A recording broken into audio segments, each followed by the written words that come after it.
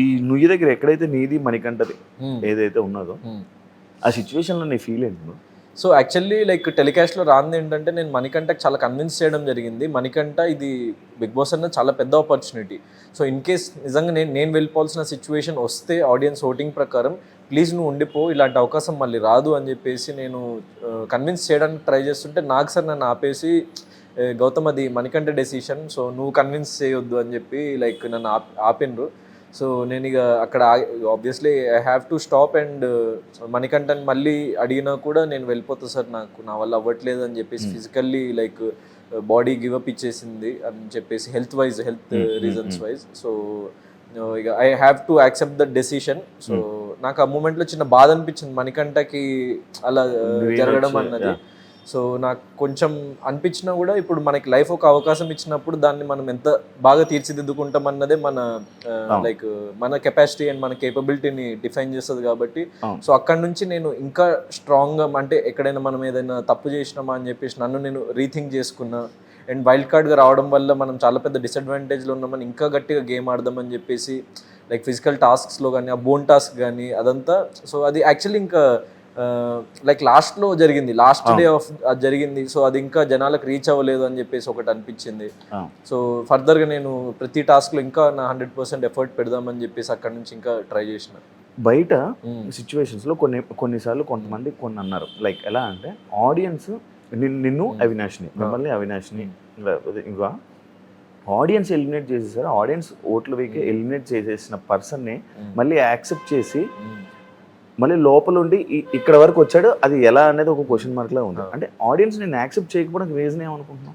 So అంటే first 2 వీక్స్లో అంటే ఏం జరిగిందన్నది నిజంగా నాకు కూడా ఒక క్వశ్చన్ మార్క్. ఎందుకంటే నేను మరి అది ఎక్కడ ఏ మిస్టేక్ జరిగింది ఏంటి అన్నది నాకు పర్ఫెక్ట్ తెలియదు. కానీ ఫస్ట్ 2 వీక్స్ నేను డౌన్ అయిన విషయం నాకు అర్థమైంది, నాకు లోపలనే అర్థమైంది. ఆ 2 వీక్స్ తర్వాతనే అర్థమైంది కొన్ని సిచ్యువేషన్స్లో అంటే నేను అంత లో అయిపోకుండా సో ఇంకా గట్టిగా గెట్ బ్యాక్ అవ్వాలి అని చెప్పేసి నేను చెప్పుకున్నా.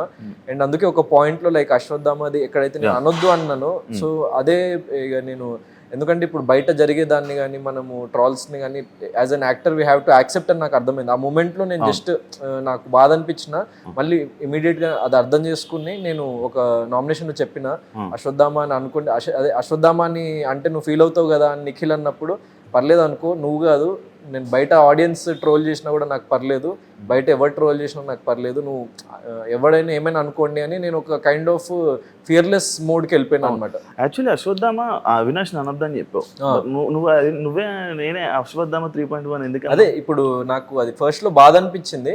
సో అందుకే అనొద్దని చెప్పేసి అన్న నేను అసలు యాక్చువల్లీ ఈ సీజన్లో అందాము అన్న పాయింట్లోనే వెళ్ళలేదు. సో నేను గౌతమ్ కృష్ణగానే వెళ్దాము, సో అది లాస్ట్ సీజన్లో జరిగిపోయిన తప్పు కదా అన్నట్టు నాకు అనిపించింది. సో అది నాకు రికగ్నిషన్ తెచ్చిపెట్టిన కొంచెం నెగిటివ్ అదే అయింది లాస్ట్ సీజన్లో. సో నేను అది మీకు తెలిసిన విషయం, సో అది నేనేం ఫేక్ చేయలేదు అది. సో దాని మీద నాకు చాలా క్వశ్చన్స్ కూడా అడిగిండ్రు నేను సీజన్ 7 నుంచి వచ్చిన తర్వాత, అదంతా అయింది.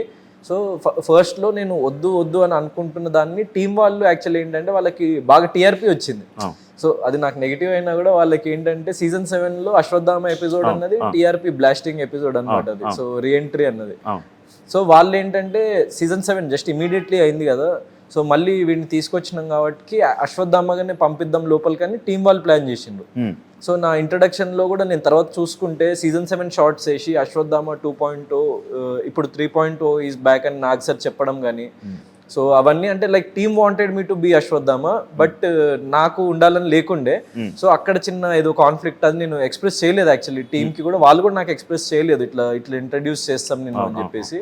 సో అక్కడ చిన్న మిస్కమ్యూనికేషన్ టీమ్కి నాకు. ఎట్ ద సేమ్ టైం నాకు అది సీజన్ 7లో అది అయ్యేసరికి అండ్ అదే ప్లేస్లో నిలబడేసరికి సో అన్ని మెమొరీస్ గుర్తొచ్చి చిన్న ఫ్లాషెస్ నా మైండ్ నాతో ప్లే చేసి కొంచెం లో అయిన ఆ పర్టికులర్ సిచ్యువేషన్లో.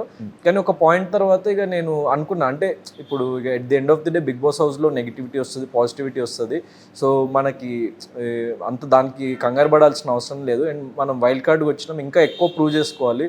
సో అవే ఆలోచించుకుంటూ కూర్చుంటే మనం ఆగిపోతాం ఇక్కడనే. సో ఇంకా లైక్ లెట్స్ లూజ్ అయిపోదాము మొత్తం ఫ్రీగా, అంటే ఫ్రీ హ్యాండ్ ఆడియన్స్కి కానీ హౌస్ మేట్స్కి కానీ మీరు ఏమైనా అనుకోండి అని చెప్పేసి ఒక పాయింట్లో అవినాష్ సిచ్యువేషన్ అయ్యాకనా అవినాష్ సిచ్యువేషన్ అయిన తర్వాతనే నేను అశ్వత్థామ ఇస్ బ్యాక్ అని ఒక 2 weeks తర్వాత ఇక అన్న. అప్పటి నుంచి ఎవరు అశ్వత్థామ అన్న కూడా నేను ఫీల్ అవ్వలేదు. అశ్వత్థామ అని మన నాగ్ సార్ అన్నారు. దాని తర్వాత లైక్ అవినాష్ కూడా లైక్ లాస్ట్ 15th week లో అశ్వత్థామ 2.2 అనుకుంటా. అవినాష్ సారీ చెప్పావు సిచ్యువేషన్ ఆ సిచ్యువేషన్ అంటే సారీ అంటే నేనేం యాక్చువల్లీ మనోడిని ఏం అనలేదు. నేను ఇట్లా సీరియస్ అయ్యావు సీరియస్ అయ్యి అనకు బ్రో అని చెప్పి లోపలికి వెళ్ళిపోయినా. సో అవినాష్ వచ్చి మనోడు నాకు సారీ చెప్తే బ్రో అట్లా కాదు, నేను నీ మీద సీరియస్ కాలేదు, నాకు బాధ అనిపించింది అంతే, నువ్వేమనుకోకు, నేను ఇది నీ తప్పు కాదని కూడా నేను చెప్పిన. దాని తర్వాత నీకేమైనా అట్లా అనిపించుంటే సారీ అని కూడా నేను చెప్పిన అదే రోజు నైట్. సో ఇక అది అట్లా ఫస్ట్ వీక్లో జరిగిన మిస్టేక్, కానీ ఇక దాన్ని నేను రెక్టిఫై చేసుకొని సో రియలైజ్ అయ్యి దెన్ ఎప్పుడైతే నాగ్ సార్ అన్నారో నాకు అక్కడ కొంచెం కాన్ఫిడెన్స్ వచ్చింది. అంటే లైక్ నువ్వు అది అంటే ఎపిసోడ్లో వచ్చిందో రాలేదు, నాగ్ సార్ ఒక పాయింట్ అన్నారు, గౌతమ్ అసలు నువ్వు లైక్ ప్రతి ఒక్కరిని ఓడించి నువ్వు గెలిచినావు, so as an individual player నువ్వు ఆడినావు, ఎవరు నీకు అన్డిజర్వ్లో దేంట్లోనూ నీకు ఒక అడ్వాంటేజ్ రాలేదు, నువ్వు మెగా చీఫ్ నీ కష్టం మీద అయినావు, అందరినీ చంపి నువ్వు పైకి వెళ్ళినావు, అశ్వత్థామకి చావు ఉండదు, అశ్వత్థామ నేను ఇప్పుడు చెప్తున్నా అశ్వత్థామ 3.0 ఇస్ బ్యాక్ అని చెప్పేసి నాగ్ సార్ నోటి నుంచి వచ్చింది.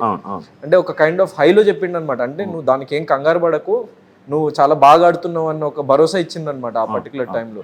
సో ఇంకా నేను ఇక సరే పర్లేదు అని చెప్పేసి like what ever has happened like ఎవరినైనా ఏమైనా అనుకోండి అని చెప్పేసి ఇంకా నేను సో మీరు అనుకోండి కావాలంటే నేనే అంటున్నా చూడండి అశ్వత్థామ ఇస్ బ్యాక్, మీరు ట్రాల్ చేసుకోండి ఏమైనా చేసుకోండి నాకు ఫరక్ పడదని చెప్పేసి అన్న.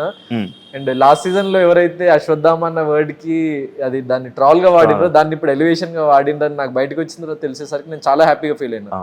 ఎందుకంటే at the end of the day మన గేమ్ ని చూసి లైక్ మనం నచ్చని వాళ్ళకు కూడా మనం నచ్చిన ఈ సీజన్ త్రూ అని ఒక చేంజ్ ఓవర్ చూసిండ్రు వాళ్ళు అని చెప్పేసి సో నేను దానికి హ్యాపీ. అండ్ లాస్ట్ టైం నువ్వు నీ ఇంటర్వ్యూలో చెప్పినా ఇంకా మెచ్యూర్డ్ గా ఆడతా అంటే సరే చూద్దాం బ్రో మీరు ఎంత మెచ్యూర్ గా ఆడతారని మీరే అన్నారు. సో మెచ్యూర్ గా ఆడినాను అనుకున్నా మీ ఉద్దేశం. ఆడావు బ్రో, చాలా మెచ్యూర్ గా ఆడావు, చాలా తెలివిగా ఆడావు. ఈ లుంగి కండువా ఏంటి బ్రో, నాకు ఆ కాన్సెప్ట్ అర్థం కాలా. సో లుంగి అన్నది యాక్చువల్లీ మన సాంప్రదాయం ఇట్స్ ట్రెడిషనల్ అటైర్ అనమాట. సో నాకు ఎక్కువ నేను అన్ని kinds as an actor I want to try every style, western everything. నేను అక్కడ షోలో కూడా వీకెండ్స్ అప్పుడు అట్లా నేను చాలా డిజైనర్ వేర్స్ అవన్నీ సో మనకి వస్తుంటాయి కాబట్టి నేను ట్రై చేసిన. కానీ నా మెయిన్ ఒక స్టైల్ స్టేట్మెంట్ నేను సీజన్ 7 నుంచే క్యారీ చేసింది ఏంటి అంటే సో ఆ ట్రెడిషనల్ అటైర్లో నేను చాలా బాగుంటా అని నాకు అనిపించింది. అట్ ద సేమ్ టైం ఒకసారి సీజన్ 7లో నాకు సార్ 3rd 4th వీక్లోనే పొగిడింది అనమాట, నువ్వు చాలా బాగున్నావు పంచలో అని చెప్పేసి. సో నాకు ఒక కాన్ఫిడెన్స్ వచ్చింది అనమాట. And at the same time మన సాంప్రదాయాన్ని మనం ముందుకు తీసుకెళ్ళిన వాళ్ళం అవుతాం కదా అని చెప్పేసి నాకు ఒక చిన్న ఆ ఫీలింగ్ వచ్చింది. అండ్ ఎందుకంటే ఇప్పుడు చాలా లైక్ అరుదుగా అట్లాంటి స్టైల్ లైక్ మన తెలుగు వాళ్ళు ఫాలో అవుతున్నారు. ఇప్పుడు ఫర్ ఎగ్జాంపుల్ తమిళ ఇండస్ట్రీ తీసుకుంటే ధనుష్ గారు కానీ విజయ్ సేతుపతి గారు మొన్న వచ్చినప్పుడు కూడా సో వాళ్ళు పంచలోనే వస్తారు, వాళ్ళని ఎవరు అట్లాంటి క్వశ్చన్ చేయరు. సో మన తెలుగు వాళ్ళని ఇట్లా పంచ కట్టుకోవడం తప్పే ఉంది. నాకు లాస్ట్ సీజన్ వచ్చిన తర్వాత కూడా క్వశ్చన్ చేసిండ్రు ఇట్లా చాలా మంది ఎందుకు పంచ అది ఇది అని చెప్పేసి. So that's a very good sign for me. అంటే లైక్ మన సాంప్రదాయాన్ని ముందుకు తీసుకెళ్ళడానికి ఇంత పెద్ద ప్లాట్ఫామ్లో సో నేను ఎంత పెద్ద స్థాయికి వెళ్ళినా దాన్ని నేను క్యారీ చేద్దామని అనుకుంటున్నా, ఫర్దర్గా కూడా నేను క్యారీ చేస్తాను.